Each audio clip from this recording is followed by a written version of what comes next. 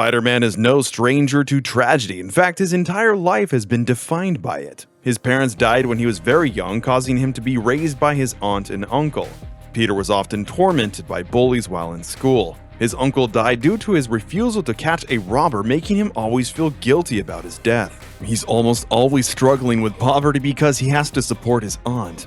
Peter Parker's life has been a constant war between his secret identity as Spider-Man and his responsibilities as Peter. Even with the usual struggles and challenges that come with being Spider-Man, some days are just worse than others. There are some days when it just seems like being Spider-Man isn't worth the trouble. These moments are what we'll be discussing in this video: the deaths, grief, and mistakes that almost broke Peter Parker. For our video, we'll only be talking about the worst moments that happened to Peter Parker's Spider-Man. Although there are plenty of other Spider-Man that have endured their own fair share of misery like Spider-Gwen or Miles Morales, we'll only be discussing Peter today. With that being said, other Peter Parkers outside the main 616 universe are fair game. A hard life is one thing that unites every Peter Parker in the multiverse. We have a long road of terrible things to get through, so let's get started. This is the top 10 worst things to ever happen to Spider-Man. Number 10. Kraven's Last Hunt. Spider-Man has one of the largest and most diverse Rouges galleries in all of comic history. Almost every one of these villains have made Spider-Man's life worse in some way, but perhaps none has left an impact like Kraven the Hunter.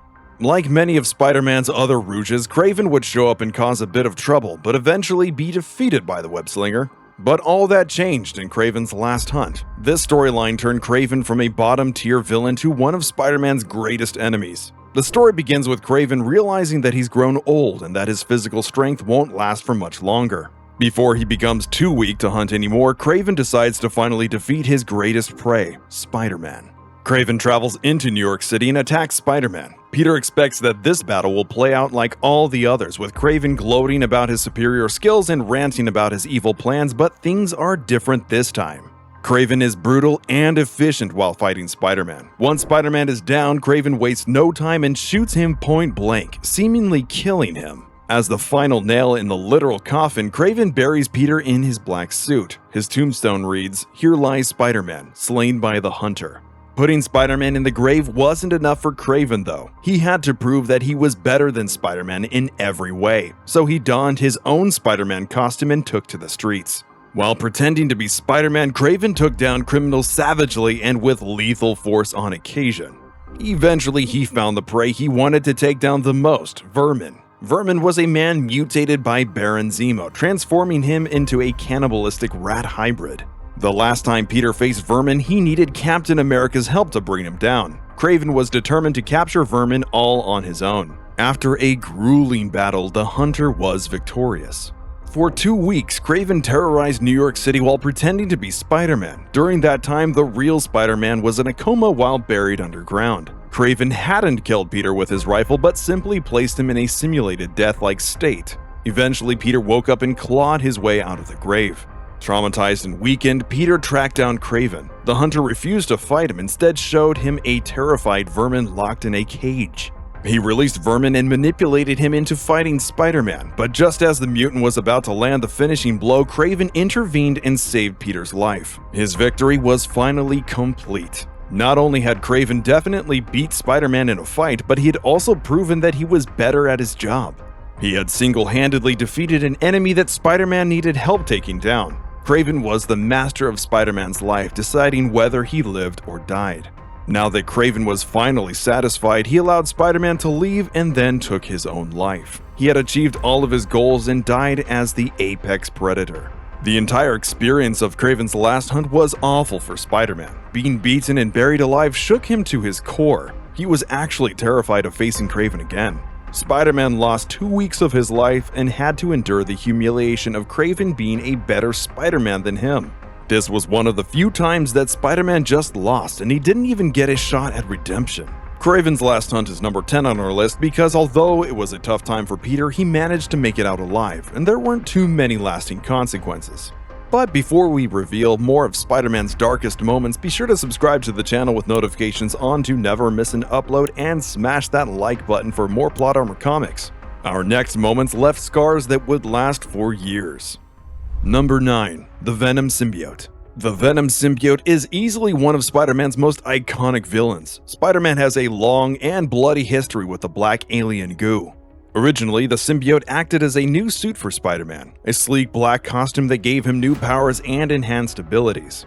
But those powers came at a cost. The symbiote fed off of Spider-Man's adrenaline. It pushed him to be more violent and cruel so that it could sate its hunger.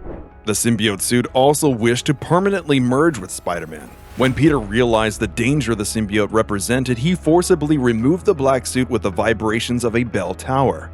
Peter was able to free himself of the symbiote's influence but abandoned the sentient alien as well. Therefore, the symbiote sought out a new host, one that indulged in their violent impulses instead of resisting them. It found Eddie Brock, a rival photographer to Peter Parker who held a massive grudge against Spider-Man. The symbiote and the man became one and formed Venom, a darker, villainous version of Spider-Man. Together, the two became one of Peter Parker's greatest arch-enemies. They repeatedly attacked Spider-Man and attempted to destroy his life. Venom's violent quest for vengeance even created new enemies for Spider-Man. The symbiote created a spawn that attached itself to a serial killer and became Carnage, an even more demented and murderous villain than Venom. Venom spawned 5 new children when an evil organization named the Life Foundation captured the symbiote and extracted seeds from it. 5 powerful new symbiotes were brought into the world and they caused all their own brand of chaos and destruction. The original symbiote that acted as Spider-Man's suit has made his life miserable for years. If Peter had decided to never put on the black suit, he would have avoided years of trouble and life-threatening encounters. Venom holds the number 9 spot on our list because of his arch-enemy status. However, his shift to a more anti-hero role over the years has kept him relatively low on this list. Over time, Venom has let go of his vendetta against Spider-Man and become more of a lethal protector. Despite all the harm the symbiote had caused Spider-Man, there is still some redeeming qualities hidden deep inside of him. Number 8. The Other. Evolve or Die. Spider-Man has suffered a lot of pain in his life, both bodily and emotionally. Our next awful moment is probably the most physically grueling experience in Spider-Man's career. The storyline The Other, Evolve or Die put Peter Parker through the ringer. Over the last couple of days, Spider-Man's body has been behaving strangely. Dizziness, strange dreams, and temporary loss of powers. All of this has been caused by the villain Morlun, a dimension-hopping baddie that absorbs the life force of Spider-Folk. While fighting a villain, Spider-Man is shot and severely injured. During his recovery, his blood is tested and the doctor discovers that Peter is suffering from an extremely rare disease. Because of the illness, he doesn't have much longer to live. Peter travels the globe and meets with all of his super genius friends to find a cure for his disease. Meanwhile, Morlun stalks him from the shadows, observing Peter's battle with his disease. Parker's friends all tell him the same thing, that they can't cure him, but that the illness is related to the radiation infection that gave him his powers in the first place. To put it simply, the event that turned Peter into Spider-Man is also now slowly killing him. While Peter is dealing with the news of his impending death, he's attacked by Morlun. The two battle across New York City, leaving a path of destruction in their wake. Spider-Man throws everything he has at Morlun, but nothing seems to faze the man. Every time he gets back up, he tosses Spider-Man around like he's a ragdoll. Finally, Peter unleashes a flurry of punches using all of his strength, but even that isn't enough to take Morlun down. The villain commends Spider-Man for putting up a decent fight, but then rips one of his eyes out of the socket. As Peter is reeling from the pain, Morlun casually eats his eyeball in front of him. This is when things get really bad. Morlun begins an absolute savage beatdown. He pummels Spider-Man into the pavement, leaving his body a bloody mess. Those that see the aftermath are made sick to their stomach by Peter's busted and bruised face. Spider-Man is rushed to the hospital, but he's on the brink of death. While he's unconscious, Morlun appears in the room and attempts to steal Peter's life force. Just as he's about to finish Peter off, Mary Jane charges into the room and interrupts Morlun's feast. He easily dispatches MJ and breaks her arm. Her scream of pain seems to have woken Peter from his sleep. With surprising strength and fury, Spider-Man attacks Morlun and gains the upper hand. Suddenly, Spider-Man grows a large stinger from his wrist and stabs Morlun, which disintegrates him. With the last of Peter's strength, he tells MJ that he loves her one last time and then dies. As Peter's friends and family mourn his death, something begins to stir inside his body. The creature erupts from Peter's body, leaving behind an empty husk, and builds a cocoon around itself underneath the Brooklyn Bridge. The creature turns out to be Peter.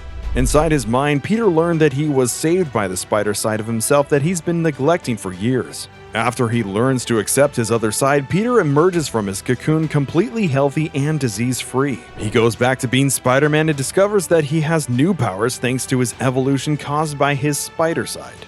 Although Spider-Man came out of the Evolve or Die storyline stronger than before, he had to go through one hell of a journey to get there. He was diagnosed with a terminal disease, beaten within an inch of his life, died in the arms of his wife, and transformed into a monster. It was bloody, nasty, and traumatizing, but as always, Spider-Man endures.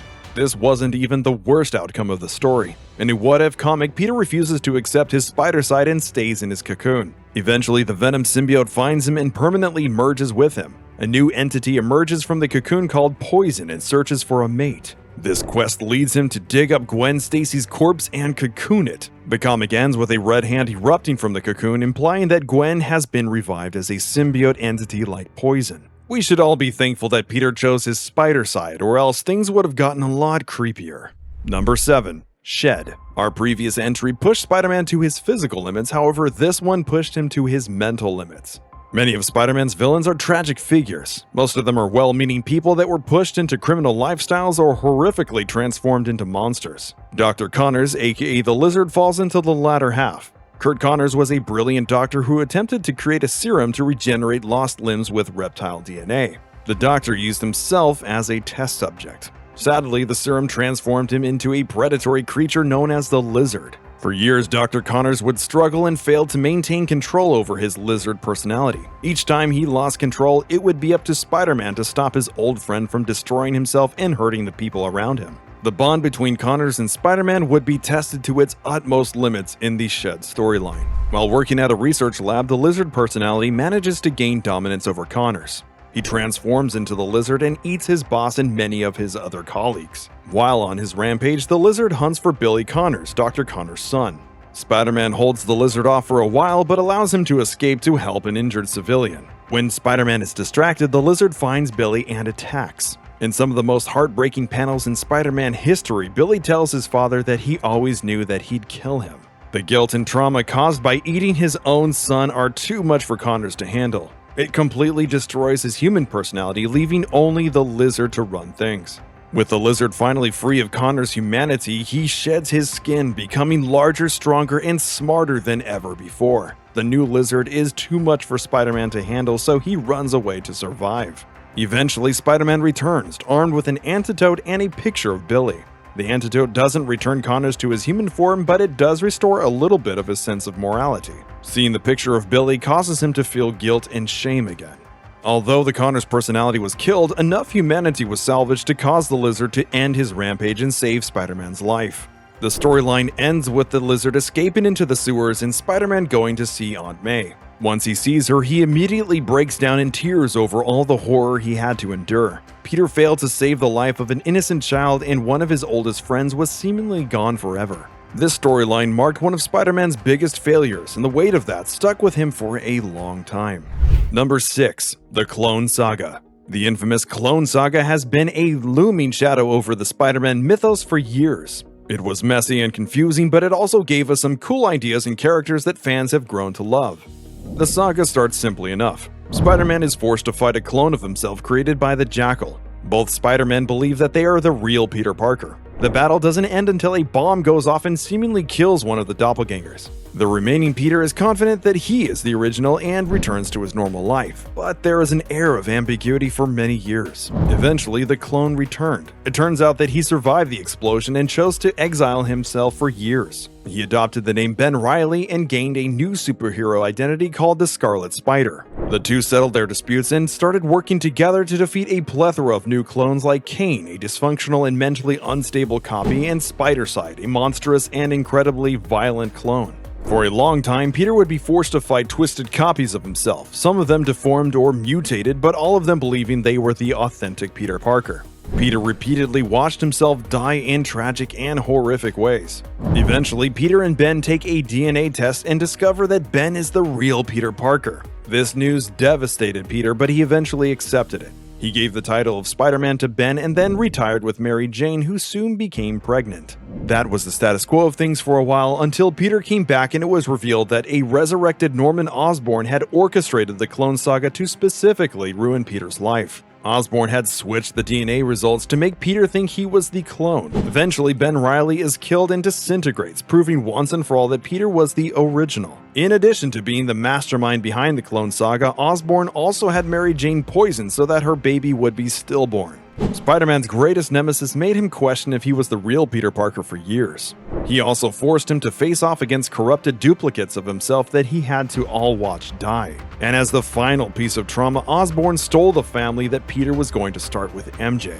The Clone Saga might have been a confusing time for readers, but it was a living hell for Peter. Number 5. Ultimate Spider-Man's death. During the early 2000s, Marvel Comics were set in a different universe from the main 616 reality we've come to know. This new universe was called Earth 1610, or what would be known by the fans as the Ultimates universe. In this new reality, many characters had different origin stories and personalities from the ones we've become familiar with, but some things remained the same. This universe had a Peter Parker who was raised by his aunt and uncle. He was still bitten by a radioactive spider which gave him his powers, and the death of his uncle still inspired him to become the superhero known as Spider-Man. Unlike Peter Parker from Earth 616, the Ultimate Spider-Man never got the opportunity to grow up, go to college, or marry MJ. Tragedy struck this Spider-Man right after his 16th birthday when Peter learns that the Sinister Six, consisting of the Green Goblin, Kraven, Dr. Octopus, Vulture, Sandman, and Electro, simply known as the Ultimate Six in this universe, have recently escaped prison. These villains know Spider-Man's secret identity, so Peter is extremely worried that they'll come for his family. While he's searching for the supervillain, Spider-Man sees the Punisher moments away from shooting Captain America. Spider-Man bravely pushes Captain America out of the way and takes the bullet for him. Even though he was critically injured, Spider-Man is determined to keep pushing onward. He webs his wound closed and goes on to chase the entirety of the Ultimate Six, minus Doc Ock, who was killed by the Green Goblin. Although he's severely weakened from the bullet wound, Spider-Man still fights the remaining members all by himself. Peter puts up a good fight, but the Six are too much for him to handle in his condition. Right as Electro is about to finish him off, Aunt May shows up and shoots him through the chest, but the fight isn't over yet. The Green Goblin attacks Aunt May and Gwen Stacy, forcing Peter to continue the battle. Osborn is moments away from killing Peter when MJ comes in and runs him over with a truck. Despite taking a direct hit from the vehicle, the Green Goblin is still able to fight and won't give up his quest to kill Spider-Man. After being pushed to his limits, Peter manages to lift the truck and smash it on top of the Goblin, twice. Unfortunately, the truck explodes in Peter's face after the second hit. As Peter lies on the ground, his friends and family rush to him. In a real tearjerker moment, Peter tells Aunt May that he couldn't save Uncle Ben, but he was able to save her. Peter Parker then dies with a smile on his face as everyone cries around him. Spider-Man has died plenty of times in the past. He almost always manages to come back pretty soon after, but this time Peter stayed dead for a long time. Eventually, Miles Morales took over as Spider-Man in this universe, ensuring that Peter's legacy lived on. Peter did come back from the dead long after this event, but no one could forget those heartbreaking last words he gave Aunt May. Number 4. Superior Spider-Man. Our next entry on this list just feels downright unfair to Peter. We've seen Spider-Man utterly defeated by his enemies, we've seen villains steal his life, and we've seen him killed in brutal ways. This next entry on our list has all of these things happening at the same time. After years of villainy and fighting superheroes like Spider-Man, Dr. Octopus is finally dying from his injuries. While imprisoned on the raft, Doc Ock calls Peter Parker. When Peter shows up, it's revealed that Dr. Octavius switched his mind with Peter's using an Octobot. Octavius has complete control of Peter's body and access to all of his memories, while Peter is trapped inside a broken and dying body. Because Peter is never one to give up, he decides to get his body back. Using Doc Ock's memories, Peter connects with an Octobot and summons a group of supervillains to break him out of the raft. With the help of the villains, Peter steals the parts he needs to switch his mind back into his body. When Peter and Octavius finally have their confrontation, the mind swap fails. Octavius had added a metal plate into Peter's head to prevent him from transferring minds again. With Doc Ock's victory finally secured, he begins to pummel Peter's already frail body. Right before Peter dies, he floods Octavius' mind with all of his memories, replacing himself with Doc Ock. The overwhelming emotions caused Octavius to feel guilty and understand Peter's perspective. As Peter dies, Octavius promises to follow in his footsteps and maintain the title of Spider-Man. Doc Ock decides to become the best Spider-Man he can be, a superior Spider-Man. Although Peter died, his consciousness remained inside his body. The Superior Spider-Man storyline was a raw deal for Peter. He had his body stolen, was murdered by one of his greatest enemies, and then made to watch that villain live his life. To add insult to injury, Doc Ock even ruined Peter's relationship with MJ too. Peter Parker's life undeniably sucks at times. Number 3. One More Day. We've entered our top 3 of our list. These last 3 really dish out the emotional pain on Peter, mostly because they're all partially his fault. Let's start the heartache with the One More Day storyline. For the background surrounding this story, Peter had recently revealed his secret identity to the world as part of the Civil War event. This decision resulted in Kingpin ordering a hit on Peter. Peter's reflexes allow him to dodge the sniper's bullet, but this causes Aunt May to be hit instead. Aunt May is hospitalized but is in critical condition. After Spider-Man gets some righteous revenge on Kingpin, he learns that May is going to die soon. In a desperate attempt to save her life, Peter goes to everyone he knows that could possibly help. They all tell him that they're unable to save May's life. Peter even tries to go back in time with a spell taken from Doctor Strange, but that fails too. While making his way to the hospital, Peter is confronted by a small girl. The child runs off and Peter follows. While following her, Peter encounters a woman in red who reveals herself to be Mephisto in disguise. He tells Peter that he can save his aunt's life if he's willing to make a deal. Instead of the classic trait of his soul, Mephisto wants his marriage to Mary Jane. He gives Peter until midnight to make a decision. After a long conversation, Peter and MJ agree to Mephisto's deal. When they accept, he reveals that the little girl that Peter saw was their future child, who now no longer exists. Mephisto then rewrites history so that Peter and MJ are no longer together. No one knows his secret identity, and Aunt May is whole and healthy. This storyline was like a grenade thrown into Spider-Man's life. Peter and MJ had been married for decades at this point in the comics. With a single deal, all of their history together was wiped away. The addition of the daughter that no longer exists was the final twist of the knife. What makes this moment so painful is that it's entirely Peter's fault. If he had never revealed his secret identity, none of this would have happened. Number 2. Gwen Stacy's death. The number 2 spot is probably the most famous moment on our list. Anybody that's ever picked up a Spider-Man comic knows about the death of Gwen Stacy. During the early 70s, Gwen Stacy had been Peter's longtime girlfriend. During this time, killing off a major love interest, especially someone so important to the story, was unheard of. Gwen Stacy's death set a major precedent in all comics, not just Marvel. The story starts with Norman Osborn remembering that he's the Green Goblin. To lure Spider-Man out, he kidnaps Gwen Stacy and takes her to a tower on a bridge. While the Green Goblin and Spider-Man fight one another, the Goblin throws Gwen off the bridge. Peter acts quickly though and catches Gwen with his web before she hits the ground.